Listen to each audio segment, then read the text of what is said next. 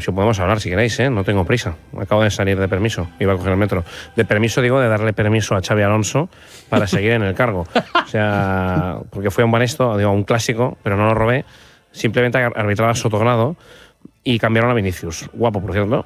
Y se pone a gritar al entrenador. Y hubo mucho pollo y fue muy grave. Y Xavi lo quería sentar y tuve que forzar. Es Florentino el vanidoso. Tuve que forzar a que siguiera jugando, pero no lo amenacé, No lo amenacé. O sea, yo solo avisé por el bien del Real Madrid. Y me fui para casa y me cambié porque he visto de Minutucci. Soy un vanidoso. Y me encontré con Xavi, que me llamo muy mal. Y claro, como soy una persona muy inestable, como usted verá, le dije, ven para acá, orejudo. Pim, pam, plim, plim. Me metí 5 puñetazos y desmayado. Me metieron lo de Vinicius, el robo del clásico, la pelea con el entrenador y luego para Liverpool.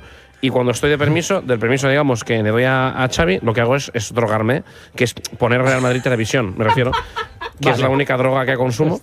Y como no ganamos ya hace 2 años, porque llevamos 2 años sin meterla, pues me pongo Real Madrid Televisión, porque la televisión está conceptualmente está socialmente muy mal aceptada. Sí. Pero la droga, o sea, Real Madrid Televisión, ¿qué te voy a decir yo? Es la auténtica salud, el bienestar, la alegría.